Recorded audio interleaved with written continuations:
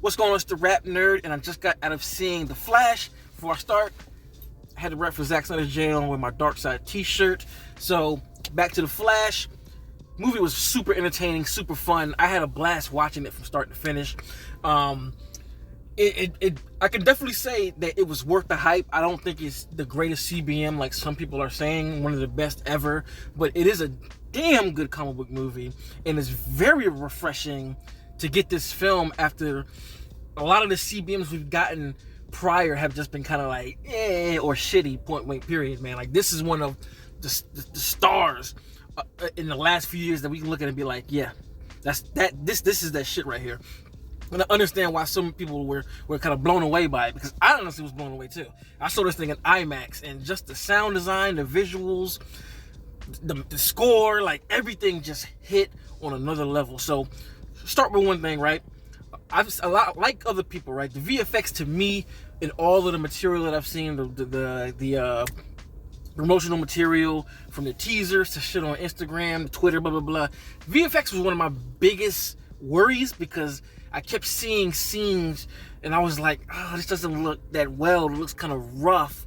But I kind of kept, closed-lipped about it, because like a lot of the footage that we've seen on social media is compressed. It's not the clarity that you would see in a movie theater.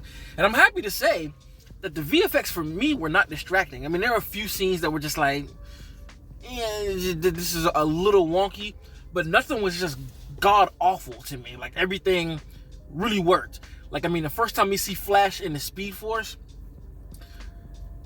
I gotta give kudos to Andy Muschietti, man, because his direction and fine tuning of what he chose to do and the way he depicted Flash's Speed Force, excellent. Because I'm not gonna lie, man, when I saw Zack Snyder's Justice League and I saw Flash run time back and how that was like done, I was like, ooh, he's gonna have a job on his hands. Andy's gonna have a job to try and recreate something, or not even recreate that, but just do something on that scale as far as showing Flash's speed, because that's the ultimate shit to me.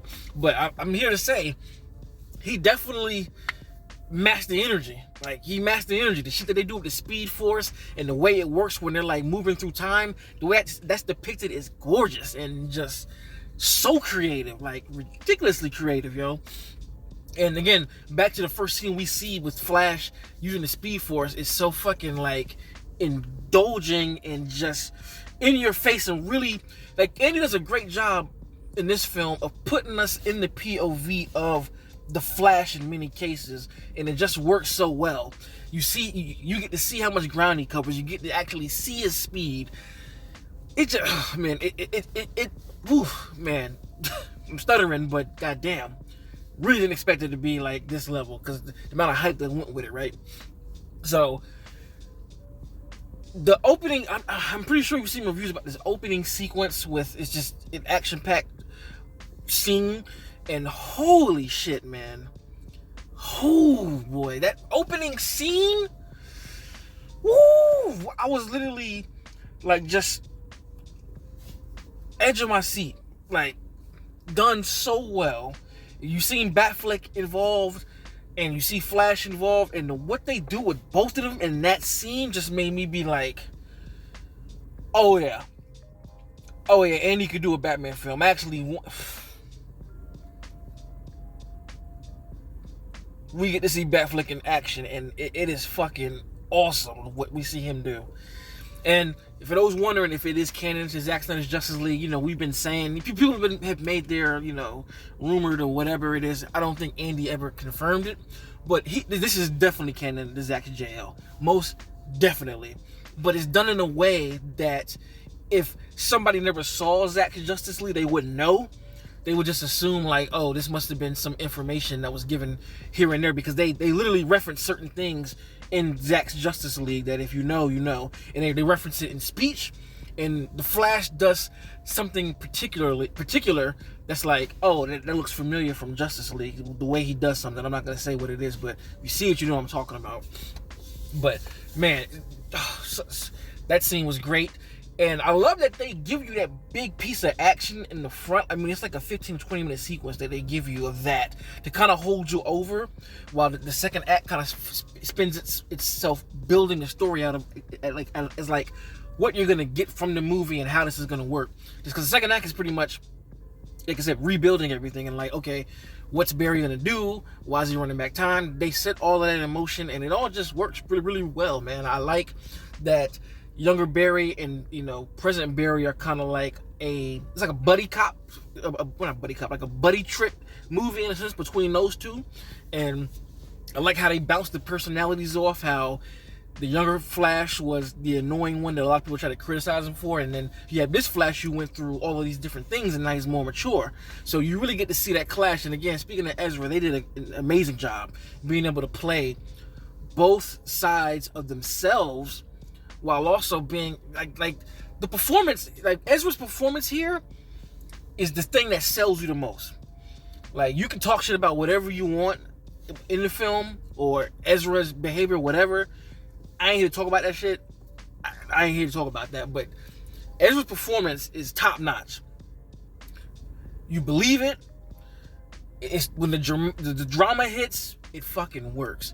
And the movie's pretty funny, but luckily for me, Ezra's humor I find to be hilarious. Like, I think in Zack Snyder's Justice League, I thought he was funny as hell. Like, he had me laughing every time he was talking, like, paper monster hungry, nickel penny. It's more of that. Like, it's that kind of humor, and it just worked. He's able to walk that line of like dry humor and sarcastic humor, so it works really well for me. So I didn't find him annoying at all. Most of the humor hit for me.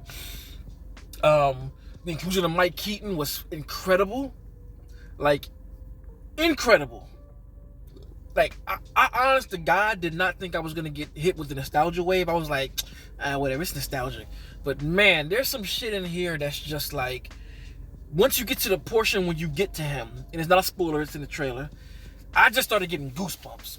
Like, when they first pulled up to his house and you see the old thing, I'm like, oh, I'm getting goosebumps. And then when they go inside, it's just like, oh, shit.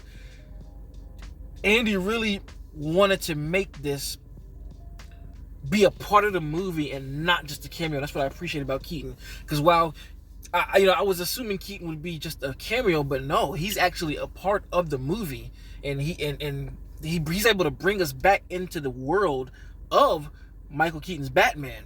So that was just cool to be able to do that. And even like, Andy was able to really kind of capture the DCEU and what Zack Snyder did. Like, I don't think he did it as good as Zack personally, but he was able to present the feel of what Zack was doing with the characters, and then he brings it back to the Tim Burton times when we get to Keaton. And Keaton, everybody in the film, fucking awesome. Ben Affleck is Batman earlier on, awesome. I love getting to see Alfred. It was fantastic. Like, it felt like, oh man, it was just good that we at least have this film to see them as a team somewhat. The DCEU Justice League with Barry and Flash and the inclusion of Alfred. I just loved that. Like, oh boy, I feel like this movie's gonna, I don't know, man. I don't know what James Gunn is gonna do. Like, he has some really big shoes to fill if, with this movie being the reboot or whatever the hell they're talking about, like, because this shit was really good. What else can I talk about? Sasha Calle is Supergirl. Loved her. She was amazing. She just has this power and she's Supergirl. Like, I'm not gonna say but what happens in the movie, but man, I know James Gunn was talking about doing a Supergirl movie. Fucking please pick her. Like, please, like, I need more of her Supergirl. She was fantastic in the time that she did have. And action sequences, yo, like the one with Keaton that we've seen where he like kind of jumps and flies in, that shit is like, I was bugging out. Like, those scenes make me be like, yo, Matt Reeves the Batman, you gotta step that shit up next movie, bro. Like, because the way Keaton was getting it in, Lord have mercy. Shit. So, score was good. I do think they used licensed music in certain places that I was like, I don't know if I would want to use that here. It actually did. I didn't mind it, but I feel like the score would be a little better. Really, honestly, I don't have that many gripes with the movie. The one gripe I do have, though, I will say, is the third act. I feel like trying to go back to Man of Steel was the wrong move to make, personally. I don't think any of it's bad. I'm not going to say it was terrible, but I personally can't help but think about Man of Steel when I see them go to the final battle. And again, this is not spoilers. This is all in the trailer. I'm pretty, if I did spoil it for you and you're just like complaining, sorry, but we all know this is happening. But I don't think it was a good idea to redo Man of Steel. And the thing about it is, it's the comparison game. Like, I felt like rewatching it here was dull as hell. Like, just seeing them fight Zod and his crew again, especially being in this like desert. This whole it didn't do anything for me, honestly. Like, I didn't find myself liking any of that aspect. And it could change maybe upon rewatch knowing what goes down, but I didn't really care for it because it all felt kind of rushed. You don't really get a sense of caring for anybody. You kind of know where it's going, and all in all, just from a visual standpoint, it ain't that good. Like, Zack's Man of Steel, like it or not, the action in that shit was top tier. And it just didn't match up at all. Like, none of it. I think this scene in particular is where the VFX really get a little bit wonky in places, and people just start looking rubbery. You know, there wasn't enough. I don't know what it is, but there wasn't enough something to make it feel tangible. You know, even though it didn't look as bad as I thought it would look based on, you know, some of the promotional footage. It didn't really work for me. But I did like the resolve of what that scene means, because I understand why they did that, because there's a teaching lesson there, and I like that aspect. When they got there and then it got to the real shit of why this is happening, I loved all that aspect, you know, loved it. And again, when they're in the Speed Force, it is, the way they depict it is just like fucking amazing. I just did not expect them to go that route, and it really caught me off guard. And the things they did with the visual effects in the Speed Force were just really fantastic. And of course, there are some surprises. It is crazy because this is gotta be like the first DC movie that the crowd reacted like MCU, and you take that for what you want. That may sound like music to your ears. That may sound like nails on a chalkboard, but I actually was in for it. I was like, oh man, this is a crowd pleaser. And again, this is what DC has been fucking missing. I've said this before, and this is why we're here. This movie should have came out after Aquaman. If this had came out after Aquaman, we wouldn't be in this position. It wouldn't be no reboot.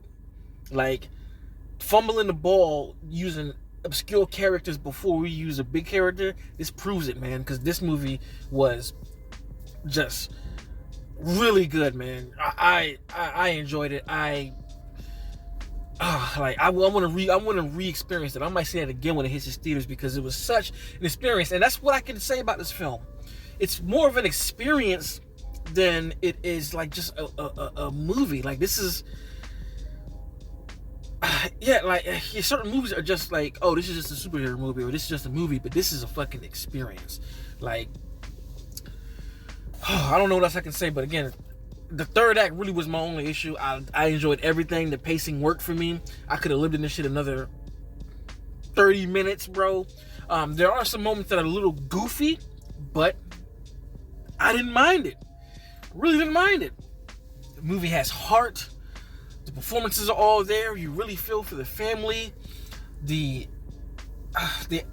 me, the actress that played Barry's mother was just like so motherly that just knowing I can't get in there. I ain't about to get in there. I might spoil something, but all in all, Flash, I had a great time. I don't know where I would rank it in the DCEU, but it's high. I'll say that.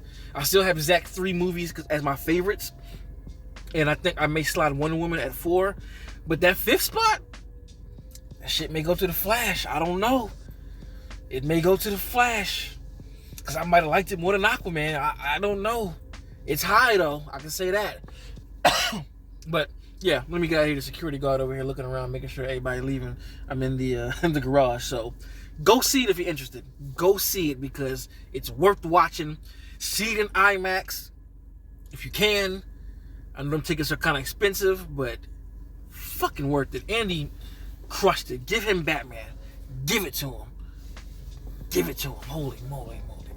But anyway, If you've seen The Flash, let me know in the comments what you think. Make sure to like and subscribe if you like this kind of content. And if you already are subscribed, thank you. And until next time, peace. RapNerd Productions, no capping, that's word to mommy.